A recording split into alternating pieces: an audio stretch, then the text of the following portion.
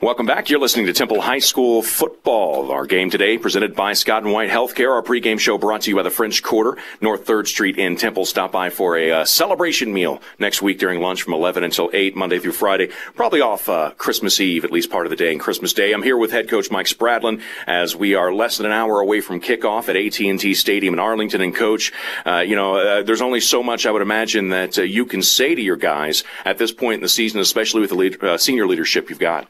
Well, Jamie, we've been grounded all year long. It's been a great week, a fun week. And, there's some sentimentality that goes with knowing that you really are in your last week of football. I was trying to think back through my career when I actually knew the day that I was going to actually put up my stuff. And I could only go back to a year that I think it was 81 or 82 as an assistant, where we knew in the last week of the regular season we weren't going to make the playoffs.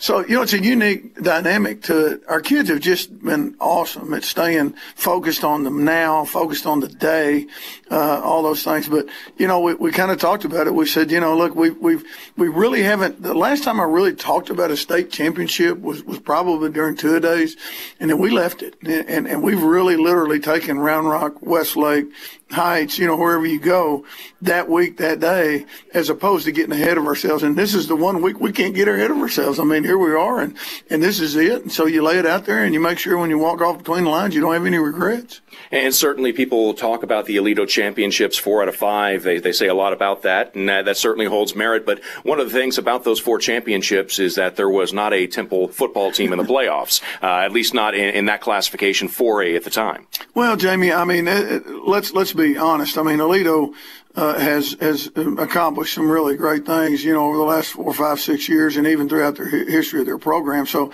make no mistake, I give credit where credit's due, and they're a very well coached, very, very hard playing football team, and we think we are too. And it's, when people do bring up that stuff, the only comeback I've ever had is that, but those things, we weren't in that game. We didn't play in those 4. The only one that matters is this one. And I think they'd probably say the same thing. Does experience count? Sure it does. But also there's something to be said for a team that's fought their way here, that's, trying to establish themselves and feel like we have, by the way. I want to be careful with that. I think we've established ourselves now as a team in the state of Texas that back on the map, recognized. Our kids have done that for the city and our fans have done that for the city. It's a, it's a deal where when you travel like we've traveled, and I suspect, when people see us on TV and they see what our fans are and how they are and how rabid they are, we're kind of, to some extent, I think we can say we're back. I don't mean that in a gloating or a boasting way, but I can't tell you how awesome it's been through this playoff run to have our people behind us and have them in the stands with us. And, of course, having the support in the stands is outstanding, but having the players on the field that you've got to get you from week to week, it's been a Temple Wildcats team. You mentioned the focus you have week to week, individual games, and it's shown because of the way that Temple's won, whether it's a grinded-out win where you pick up the yards on the ground or it's, air it out and throw the ball around 40 times.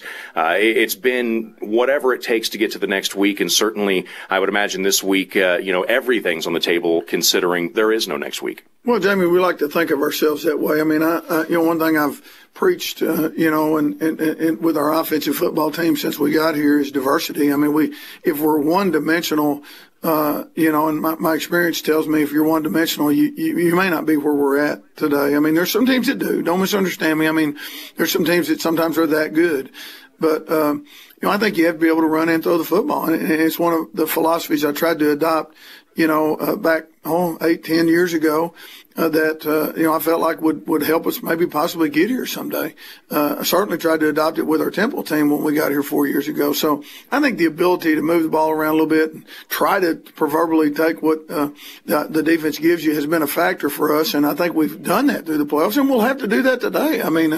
We're playing a team that's experienced. We're playing a team that's extremely sound, extremely well coached. So, our guys are going to have to execute. There's no question about it. But I think they will, and I'm excited about watching them do it. We're here with Head Coach Mike Spradlin. Pregame show brought to you by the French Quarter. Temple Wildcats kick off a little bit after 12 noon today. And, Coach, one of the constants, whether it's been running or throwing the ball, has been what started out the year as being described as a young, inexperienced offensive line that's now turned into a constant for you. You got healthy early in the season, and since then, you know, this is an offensive line that, if we are talking about them, it's in a positive way. Well, Jamie, those guys, and I, being the old O-line guy that I am, I think I'm a pretty O-line friendly head coach, and it's because I played it and coached it for many years. Those guys are the reason why you do what you do. I mean, you can't function with just a Jeff Carr, just a Marcus Hatcher, just a Q Curtis, a Tyler Hannon, a Aaron Freeman, a Chad President, whatever you will. And those guys up front are where it all starts. And they've done it with a physicality and a mentality for physical play that I think set them apart. And so those guys have done a great job. I mean, Travis and Jose, Phillip and Rylan and Jermaine and Darren Harris, I'm real proud of what they've done. Chris Minner, obviously, the physicality he brings to the game as a tight end and a fullback. So, yeah, I mean, it starts there, and those guys have done a great job for us. And the coaching staff for Aledo this week described the offensive line for Temple as a big physical offensive line. It certainly shows in the running stats you've got.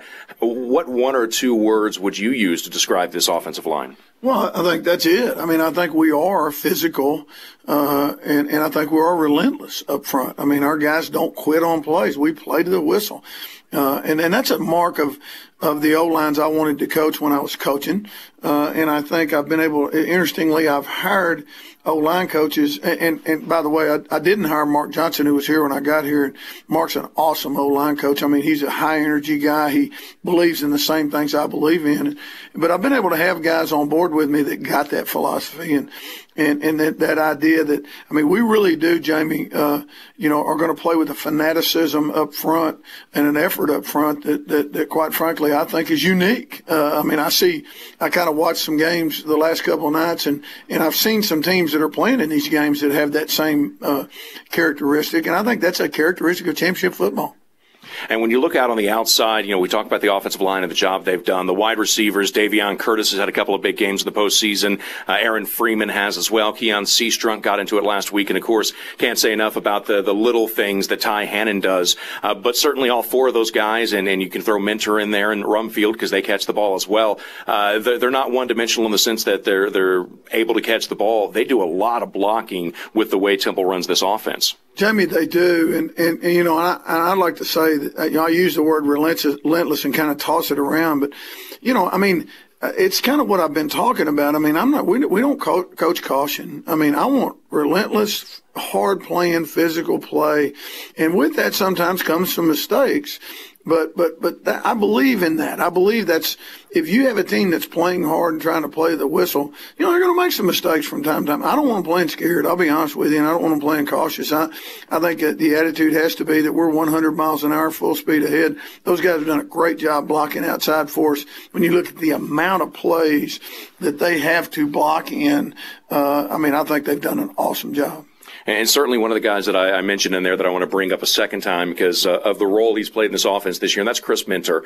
I've been saying for 2 years now, he reminds me a lot of the number 33 that OU had a couple of years ago that was so versatile, spending a lot of time in the backfield blocking as a fullback or an H-back, whatever you want to call him, and lines up as a tight end, lines up as a wide receiver. And he's not going to get the huge stats, but the role that he plays in this offense is a vitally important role. Well, you can't even measure it, Jamie. I mean, he's a quiet guy that probably, is one of the drivers of the ship. I mean, he's a guy, we nicknamed him last year the Eraser. I mean, he's a guy that at the point of attack for us has done an amazing job for 2 years. And he's a tremendous kid. He's a tremendous person, who can kind of flip the switch on Friday nights and hopefully on Saturday today. He's not a guy. He's kind of I don't know if mild-mannered is the right word, but he's not a guy who's up in the front, leading the pack. But he is on Friday nights, and he brings a physicality to the game and a relentless play to the whistle attitude that we really preach in our kids. Not that it matters on a day like today when the win is all that matters, but given the way he plays and the fact that his style of play kind of flies under the radar, he seems, given his size and his effort and his ability, to be a guy that could be playing on Saturday, not just high school Saturday, but on Saturday at the next level at some point in time. Jamie, he will. That'll happen, and where we're not sure yet. There's some people expressing some pretty good interest in him, but he'll have that opportunity. There's no question about that. And one player that we know is going to get that opportunity, as a matter of fact, he's officially a high school graduate, and our congratulations to Chad President. Is he the only player that graduated early this Friday? He is the only one, Jamie, and that's become a kind of a if you will, something that a lot of quarterbacks do that are that what I call P5 type kids, the big conference type kids. I mean, Zach Allen did it a couple of years ago when he went to TCU. And it's just kind of something those guys do. It gives them an extra spring. In effect, it gives them 5.5 years of school if they wind up redshirting, but it also puts them on the fast track in learning the offense and things like that. You see it more at the quarterback position, honestly, than you do anywhere else. And a lot going on in Chad's life with graduation. He's thinking about, where he's going to live. He's thinking about what classes he's going to take. But it shows the incredible drive that he's got and what kind of character he's got to have not let that kind of stuff come into play, even though it's knocking on the door. He's going to go from a football game to probably, start packing up some boxes here pretty soon. But he's stayed focused and really has been the driver of this team leadership-wise. Yeah, Jamie, I think the last thing on Chad's mind today is what he's going to be doing tomorrow. And that's what I love about him. I mean, he's a guy who will stay right in the now and right in the moment. He's done that all week, by the way. We've had great practice week.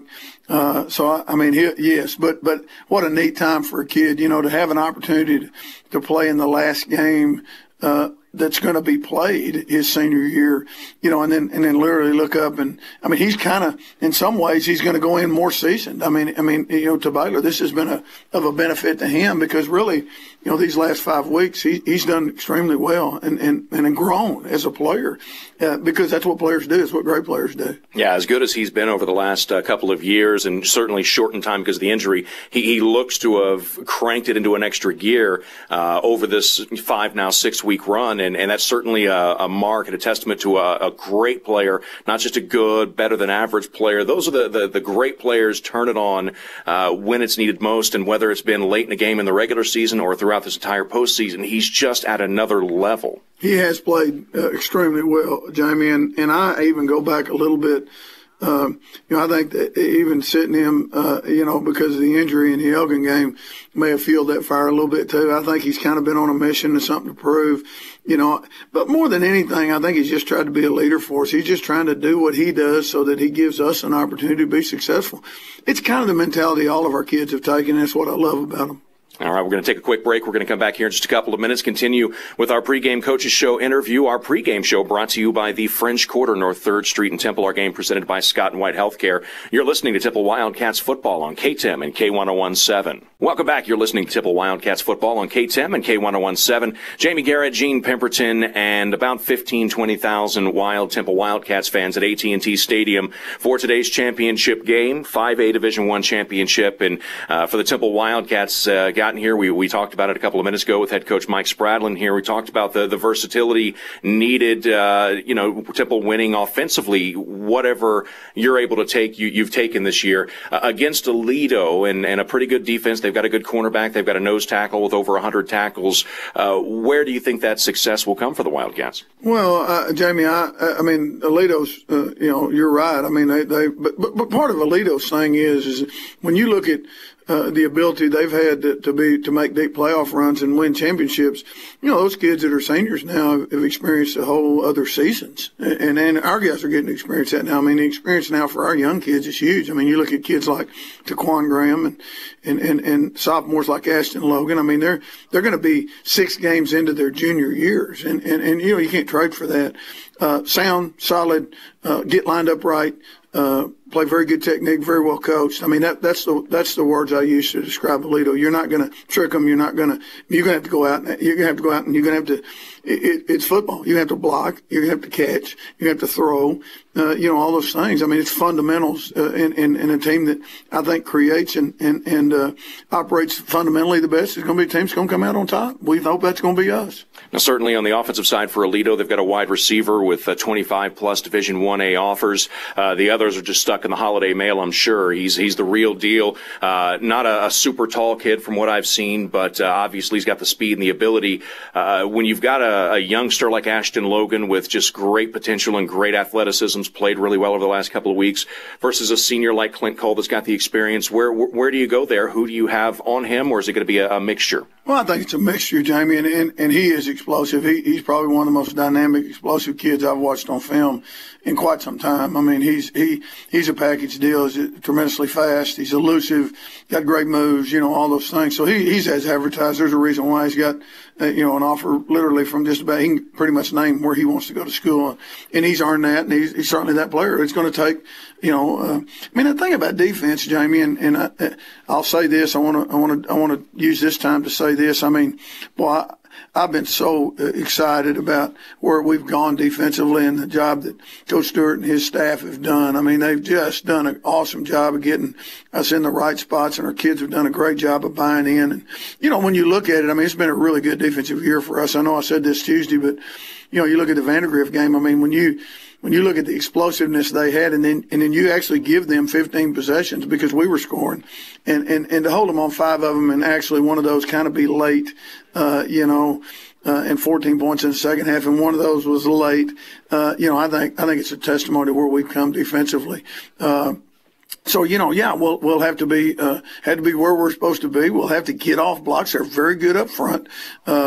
And they're where they're at. I mean, it's a matchup, Jamie. You know that. And it's a state title game, and it's going to require good, hard-nosed play up front, and everybody's going to have to do a good job in the secondary. No doubt about it. When you look at a player like they have at wide receiver, is he a guy with that size that's going to burn you downfield for a long pass, or do they get it to him for 5 yards and he runs 80 after that? Well, a little both. I mean, he's got the ability to do both of those, and they put him actually in the. We don't call it the Wildcat because we are the Wildcats, but when they do some direct snap stuff to him, and when they do that, he's explosive, and he's a guy they're trying to. I mean, it's what you do. If you work your salt as an offensive coach, you identify the kids that you think are capable of doing things with the football, and you try to get it in their hands, and they're doing that. I mean, they've gotten creative with the way they're doing it. Of course, he's obviously a guy. If you see him returning a kickoff, you can rest assured that wasn't by design for us. We weren't trying to kick it to him.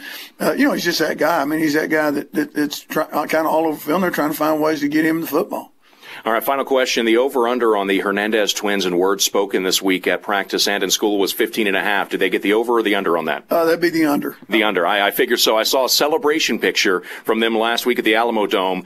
Neither one of them, nor their brothers, smiling the picture. You could see a little bit of happiness, but you could tell that the job wasn't done yet with them. Man, you know how I feel about those guys and their brothers, and what an awesome group of young men. And Pedro Hernandez, who is teaching for us now, played here. Has really raised those two guys, and I mean, it's what a great testimony to family, brotherhood. Brothers who care about each other and love each other. All right, we've got 48 minutes of football for a state championship for the Temple Wildcats. We'll take a quick break, come back with more of the pregame show. Our pregame show brought to you by the French Quarter on North 3rd Street in Temple, and our game presented by Scott & White Healthcare. We'll take a break. We're back after this. Less than an hour to go till kickoff at AT&T Stadium in Arlington on KTEM and K1017.